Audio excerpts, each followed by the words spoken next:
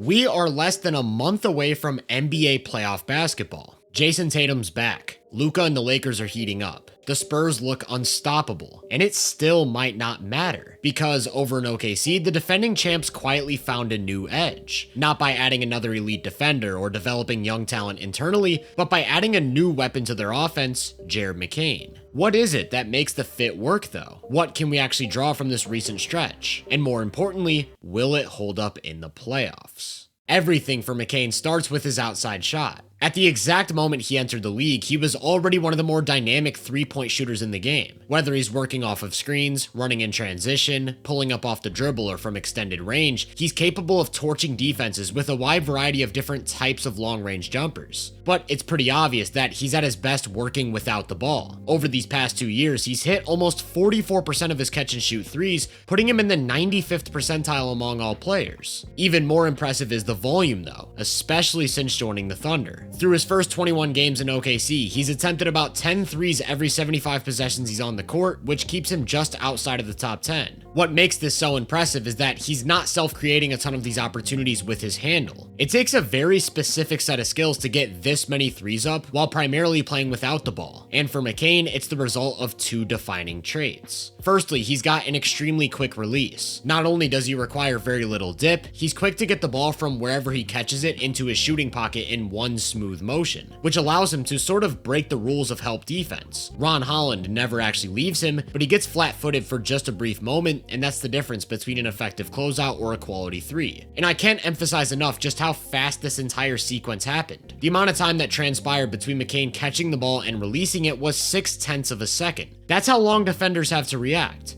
That means if his man leaves him to help on the ball, there's basically no chance of recovering. This time he actually moves into his shot, and once again it takes about 0.6 of a second to catch and release a perfect make. Speaking of which, the second key trait that helps him get three-pointers up at a near league best rate is the way he moves without the ball. And that starts with his ability to gather his momentum and get into his shot while moving. It doesn't matter which direction he's running in or facing when he catches the ball. He can get perfectly squared and into his shot in less than a second. His footwork is incredible. After getting this handoff, he's got 1 foot on the ground and his chest is facing the top of the key. Now look at how elongated that first step with his right foot is. That's so he can get every motion on one time. He's simultaneously turning his body to face the basket and dipping his legs so that at the exact moment his left foot comes back down, he's ready to pull the trigger. A tactic you'll often see him use is this little jump stop. He's moving to his right while receiving a pass, and with a quick hop, he can get both feet set instantly as opposed to needing an extra step or two. This time he's moving to his left, and again, notice how he jumps into the pass while catching it, which helps him get into his release just a touch quicker. When it all comes together, you end up with sequences like this. He gets a handoff going to his right, uses that elongated 1-2 step to square and dip, only to up fake before sidestepping back to his left, and that's what a world-class shooting talent looks like. Earlier, I said that McCain doesn't self-create a ton of these opportunities with his handle. That's an important distinction to make because he does create a lot of opportunities for himself with his movement. All of the jumpers I just showed of him gathering his momentum while on the move started with a setup. And one could make a compelling argument that outside shooting isn't McCain's superpower, but rather the way he moves to make himself a target. It's clear that he has a high understanding of spacing. Even if it's a subtle relocation, he knows when to start moving, where to go, and that's a testament to his feel for the game. On a play like this where Wiggins drives to the same side of the floor that he and Kenrich Williams already occupy, he instinctively starts to float up top. But as soon as he sees his man start to close to the corner, that's his cue to book it for that open space, and that's way too long of a closeout to recover. Something that really stands out is that he sees plays before they happen. When Chet collapses the paint, Hartenstein's left by himself near the wing. And while he isn't a threat to catch and shoot, he is a threat to catch and hand the ball off without a second defender in position to help. And if we go back a few seconds, you'll notice that McCain saw it the entire time. He points at Ihart, then starts running towards him to make the action just a little bit quicker before knocking down a triple on the move. Speed is a huge part of McCain's attack. When he starts with the ball in his hands and nothing materializes, he's quick to get off it and start moving, often following his own pass for some give and go action. Sometimes when he starts moving, he just never stops, leading to these Steph Curry-esque possessions where he'll keep his dribble live in the paint, kick it out, and immediately relocate to the perimeter to get it back for a high quality three. Much like Steph, McCain's skill set as an off-ball shooter is maximized when he's running around a series of screens. And that starts with the way he sets up defenders. On this one, they're looking to get him the ball with a handoff, but Ausar top locks him. So by faking a backdoor cut, he's able to create just enough separation to comfortably get around the screen, take a dribble, and step into a jumper.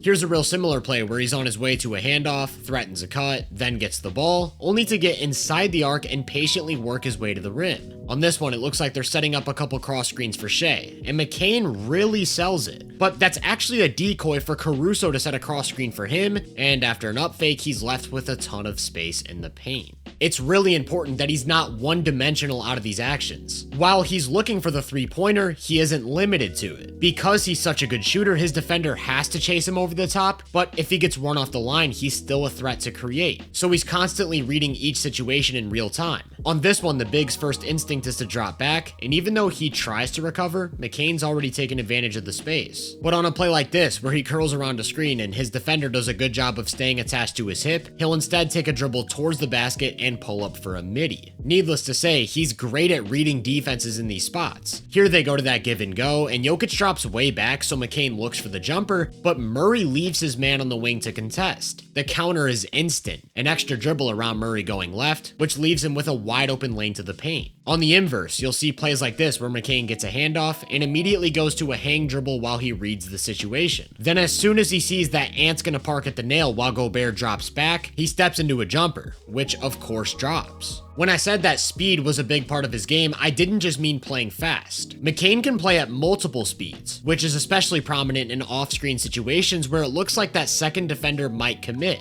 He could get off the ball right here, or he could hesitate and take an extra dribble to see if Portis is gonna stay attached. When he doesn't, that creates a lane to attack the rim himself. The way he uses pace is a great way to compensate for some physical disadvantages. He's not explosive or long, but by starting and stopping at the right time, he can hit those pressure points and create for himself or his teammates. That's diversified OKC's offense quite a bit, because it means he's not only an off-ball shooter, he's someone they can legitimately go to as a source of half-court offense when Shea's not out there. And during those bench minutes, they really like to run things through either iHeart or J Will in the middle of the floor. Naturally, that means lots of two-man game, which means lots of McCain. The fit just makes so much sense. The only thing better than McCain's fit with OKC might just be his fits in the tunnel. And if you want to upgrade your outfit game, you should check out today's sponsor, Vuori. Vuori is the perfect intersection between fitness, sport, and art, where you can dress for any occasion and look fly while keeping the comfort of casual, at-home attire. So whether you're looking to golf, hit the gym, or go out to dinner, they've got the perfect product for you. This is the Stratatech Polo, which has a real polished look while being a super breathable and comfortable fit, so I could be golfing, meeting some friends for brunch, or even cleaning my car. But if it's a bit chillier, maybe I'll go for the Beach Fleece crew neck, which is ultra soft to the touch with a perfect relaxed fit. They've got more than just lifestyle options too. When shopping at Vuori, you'll find activewear, workout gear, and even loungewear for around the house. And if you're a first-time shopper, you can receive 20% off your first purchase if you sign up for emails. So once again, I want to thank Vuori for sponsoring this video and for providing me with a ton of different outfits. If you think this suits you, head to vuoriclothing.com or click the link in the description. And remember, 20% off your first purchase if you sign up for emails. Between the way McCain relocates without the ball, sees plays before they happen, and reads situations while on the move, it's clear that he processes the floor very quickly. That helps him add value even when he's not an offensive focal point. In spot-up situations, he's always quick to react to closeouts and has a wide array of counters at his disposal. For starters, he's a good ball mover. The threat of his outside shot draws a closeout from two different defenders, and it's an instant swing pass to Isaiah Joe for a warm-up corner triple. He's also good at attacking a defender's momentum. And what I mean by that is on a play like this where he's one pass away from the ball and Wallace beats his defender, he knows the Pistons are gonna peel switch. The first thing I want you to note is that subtle relocation, getting a few steps deeper in the corner to make it a longer closeout. Now LeVert has to commit all of his momentum in order to get there in time, only for McCain to counter by getting right back to where he started for a quality look from three. Here's a similar play from earlier in the game. With Duran up at the level of a screen and Cade coming way over to tag, they're gonna X out, meaning it's Ausar who closes from the wing to the corner. But he gets there in time and gathers his momentum.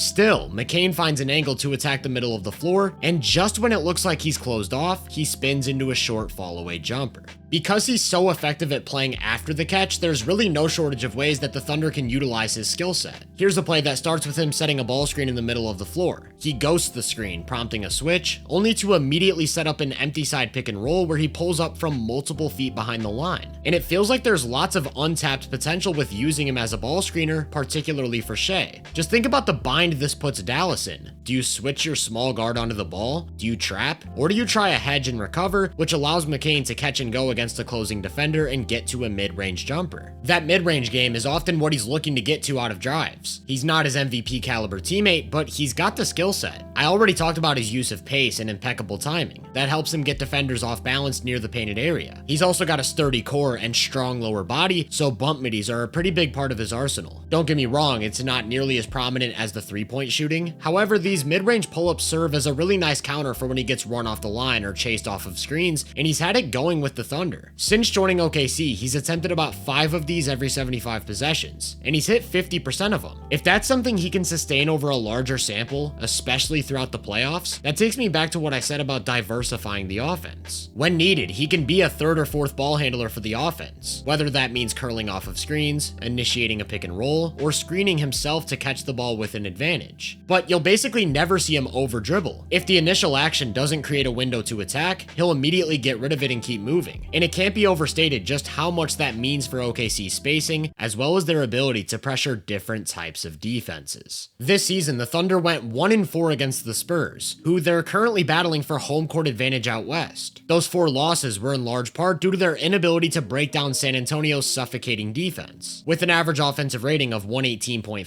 OKC's had the 7th best offense in basketball. In 5 games against the Spurs, under 112, which would be equivalent to number 25. San Antonio's success against this Thunder offense has come down to one simple concept: keep Wemby on the baseline. It doesn't matter who they put in the corner, what type of action they run, or how they try to pull him out. They're gonna pre-switch everything and keep Wemby as the low man so that he can take away the rim from everyone. Essentially, they're turning the game into a favorable math equation. If you take the paint out of the game, OKC's options are often limited to a tough Shai jumper or a 3-point shot from a not-so-reliable shooter. The first time these teams matched up, Lou Dort, Cason Wallace, and Alex Caruso shot a combined 3 of 14 from 3. The second time around, Dort got hot, but Wallace and Caruso stayed cold, a combined 0 of 6. On Christmas, it was all Caruso. They dared him to shoot the ball every time, and he ended up taking 12 threes. He only made 2 of them, while Dort and Wallace combined for a measly 3 of 11 themselves. Then in January, when OKC finally got the better of them, Dort didn't play, while Wallace and Caruso shot a much better 4 of 7.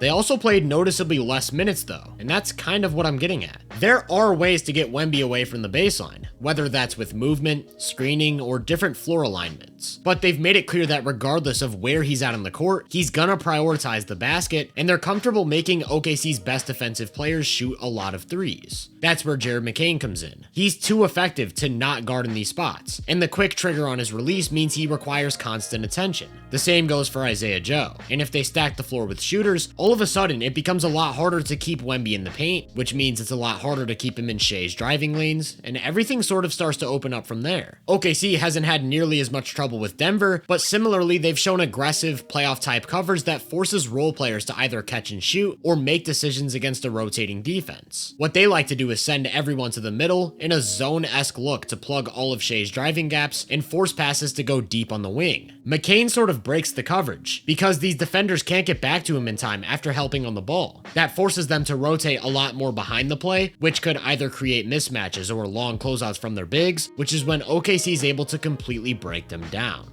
Of course, the big question is whether or not it's worth it to leave McCain out there because of what that means for the other side of the ball. In these 2 matchups specifically, we're talking about teams with big, physical shot creators. And OKC's biggest superpower is the fact that they can put out some of the best defensive units we've ever seen. Not only do they have a sound individual matchup to throw at every type of creator, they completely take away the rim, their rotations are sublime, and they force turnovers at an unbelievable rate. What does that look like when McCain's being brought into every action? Do they trust him to switch onto a Stephon Castle or a De'Aaron Fox? Can he consistently execute a hedge and recover, or use his hands to make plays on the ball? And more importantly, what do these things look like when he and Isaiah Joe are on the court at the same time? These are the questions that Mark Dagnall and his staff are gonna have to find an answer to over the next month, because it really is a double-edged sword. With McCain on the court, they're clearly a much better team offensively. His off-ball play opens up everything, and his ability to handle the ball in spurts brings a bit of diversity. But even at his best, he's multiple steps down defensively from an Alex Caruso, a Cason Wallace, or a Lou Dort, so how much does it actually mean in the grand scheme of playoff basketball?